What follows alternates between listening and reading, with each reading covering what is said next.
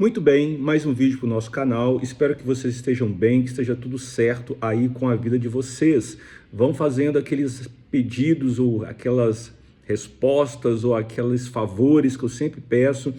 Curta esse vídeo, compartilhe esse vídeo, comente esse vídeo, inscreva-se no canal se você não é inscrito, ative as notificações para receber todas as novidades e eu também te convido a conhecer o meu trabalho pelo Instagram.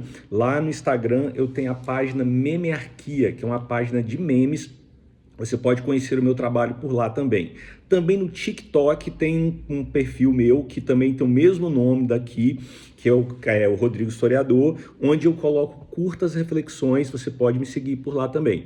E você pode conhecer o meu trabalho enquanto escritor. Você vai lá no site academia.edu, no perfil Rodrigo da Silva Goulart, e você encontrará todos os meus livros para download livre e gratuito, ok? Então, caindo no vídeo de hoje, ele se intitula Paulo e as Mulheres, né? É um debate que se tem muito grande entre ativistas, entre teólogos, entre historiadores.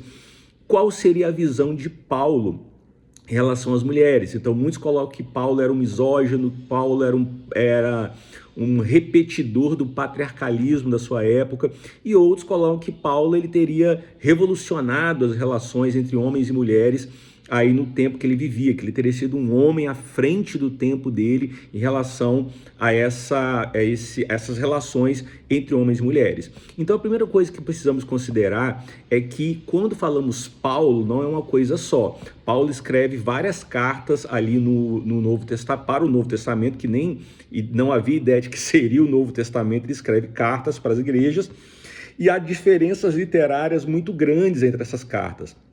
Então, o mais provável é que existiu um pregador famoso no primeiro século, chamado de Paulo, e outros escritores produziram cartas e trouxeram o nome de Paulo, colocaram a assinatura de Paulo como uma forma de dar autoridade a esses escritos, o que era muito comum na antiguidade.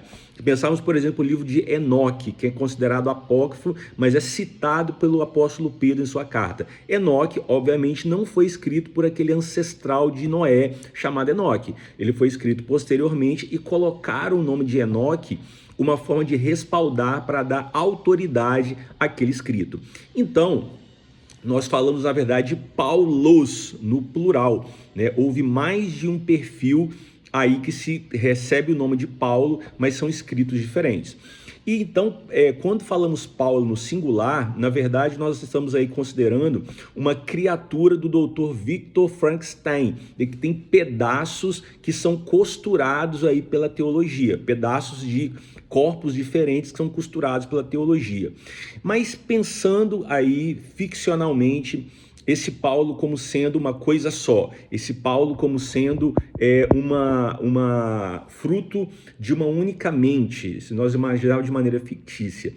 Qual a leitura que esse Paulo ficcional ele faz das mulheres, né? Lembrando que aqui no canal eu tenho um outro vídeo chamado Bíblia, Violência em Mulheres, em que eu faço uma leitura mais ampla sobre de como que a mulher é vista na Bíblia. Então eu selecionei 3 textos que eu lerei para vocês, em cartas diferentes desse Paulo fictício, que mostram visões aí sobre as mulheres. Então, a primeira delas, que é muito citada, é de Gálatas capítulo 3, versículo 28, que diz o seguinte, abro aspas, não há judeu nem grego, nem escravo nem livre, nem homem nem mulher, pois todos são um em Cristo. Então, é muito citado esse texto dizendo que Paulo defende uma igualdade entre homens e mulheres.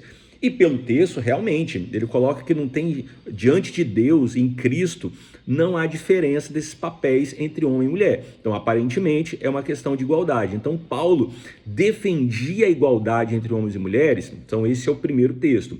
O segundo texto, ele está lá em Efésios, outra carta de Paulo, capítulo 5, versículos 21 a 23. Muito citado também esse texto, que diz assim, abro aspas, sujeitai-vos uns aos outros no temor de Cristo.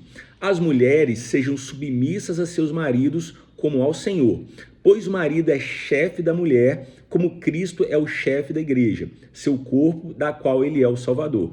Então muita gente usa, os defensores de Paulo vão dizer que essa introdução, sujeitai-vos uns aos outros no temor de Cristo, coloca que todos se sujeitam uns aos outros, né? Só que ele abre uma especificidade aí, quando ele diz, mulheres sejam submissas a seus maridos, como ao Senhor. Então não é dito que o marido seja submisso à mulher, mas que a mulher seja submissa ao seu marido. E ele vai mais longe, pois o marido é o chefe da mulher. Então há uma relação hierárquica entre homens e mulheres, assim como Cristo é o chefe da igreja. Então na teologia de Paulo, na teologia cristã, Cristo não é igual à igreja. A igreja é submetida a Cristo. E da mesma forma a mulher seja submissa ao homem. É o que ele está dizendo aqui em Efésios. Então essa submissão, muitos interpretam que está sob a missão do marido, mas o texto deixa bem claro que o marido é o chefe da mulher. Então ele dá ordens para a mulher como um chefe dá ordem para os seus submissos, né? E um terceiro texto é a primeira carta de Paulo a Timóteo, capítulo 2, de 11 a 15. Abro aspas novamente. Diz assim: a mulher aprenda em silêncio, com toda a sujeição. Não permito, porém, que a mulher ensine, nem use de autoridade sobre o marido, mas que esteja em silêncio. Porque primeiro foi formado Adão, depois Eva. E Adão foi enganado, mas a mulher, sendo enganada, caiu em transgressão. Salvar-se-á, porém, dando à luz filhos, se permanecerem com sobriedade na fé, no amor e na santificação. Então, é uma ordem de Paulo aqui, de que as mulheres devem aprender em silêncio. Não é permitida a mulher ensinar. Então, há uma desigualdade aqui entre homens e mulheres. A mulher ela não deve ensinar. Tanto que a igreja nos seus primeiros séculos, e boa parte até hoje, é uma igreja de liderança masculina. Se a gente pegar a igreja católica, quem lidera a igreja são homens, né? E boa parte das igrejas protestantes, evangélicas também, não temos pastoras. Algumas têm, mas a maioria ainda são pastores, são homens que comandam as igrejas. Então, eles diz que a mulher não pode ensinar, ela tem que estar... nem use da autoridade sobre o marido, ou seja, quem tem a autoridade é o marido, e esteja em silêncio. E ele explica o porquê isso. Primeiro, porque Adão foi feito primeiro, depois Eva, e mais, que Eva que foi enganada pela serpente. Diz aí que Adão não foi enganado, né? Sendo que na verdade ele é enganado, né? Também porque ele come do fruto, mas ele diz que a mulher foi enganada e caiu em transgressão, e ela só vai se salvar dando à luz filhos e se permanecerem com sobriedade na fé, no amor e na santificação. Então ela reforça essa ideia da mulher com uma parideira, uma reprodutora, que deve ficar em silêncio e não deve ensinar. Então claramente uma desigualdade entre homens e mulheres. Então, como é que fica essa história? Ele lá em Gálatas diz que não há homem nem mulher, dá a entender uma igualdade. Depois ele diz em Efésios que as mulheres têm que ser sujeitas aos maridos, e em Timóteo ele diz que as mulheres devem ficar em silêncio, não devem usar de autoridade sobre o marido. Então, parece que Gálatas está em contradição com Efésios e Timóteo. Muito provavelmente porque foram pessoas diferentes que escreveram essas cartas. Voltamos aí na ideia dos Paulos, no plural.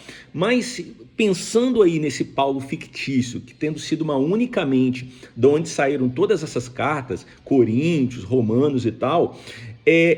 qual a conclusão que nós teríamos se fosse uma conclusão teológica?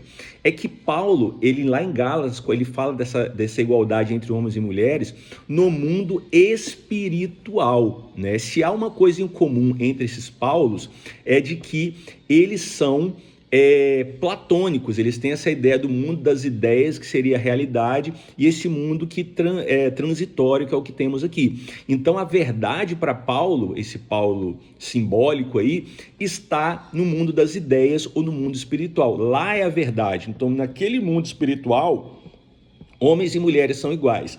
Mas na concretude, no mundo transitório, homens e mulheres não são iguais. A mulher está sujeita ao homem, né? Não pode usar da autoridade do marido, e a mulher deve ficar em silêncio, ela não deve falar, né, como é dito aí em Timóteo. E a mulher, ela está no mundo de pecado e ela foi enganada, e Adão não foi enganado, diferente lá da narrativa de Gênesis, que o homem também é enganado.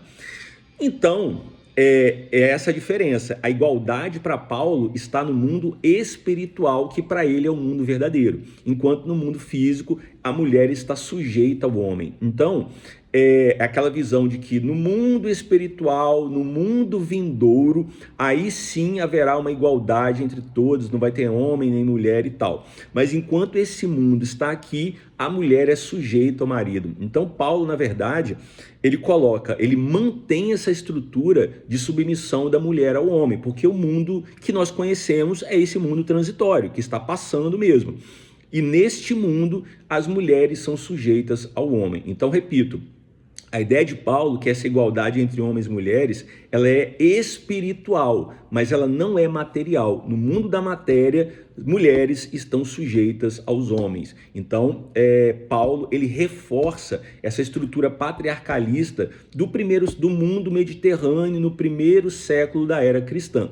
E não à toa, Paulo é utilizado por pregadores como aquele lá, cabeça de ovo, Frei Cabeça de Ovo, para dizer que que as mulheres têm que ser submissas aos homens. Isso em 2000 ou no século 21, isso ainda é repetido, né? Então, você escolha se você vai obedecer à Bíblia ou não. Eu não obedeço à Bíblia. Para mim, homens e mulheres são diferentes, claro, né? Tem posições diferentes, mas politicamente eles são iguais. Então, os dois gerenciam a casa, os dois se ajudam, os dois têm acesso igual à política, à educação, a falar, a se expressar. Então, eu não obedeço à Bíblia, não sei se você obedece, aí fica aí a seu critério. Mas essa leitura que eu faço, dos Paulos ou do Paulo da Bíblia, ok? Espero que tenha gostado, né? Lembrando que eu tenho uma playlist aqui no canal também sobre religião, sobre cristianismo. Você também pode conhecer outros vídeos, outros pensamentos que eu tenho a respeito. No mais, muito obrigado, fiquem bem e até um próximo vídeo. Tchau, tchau!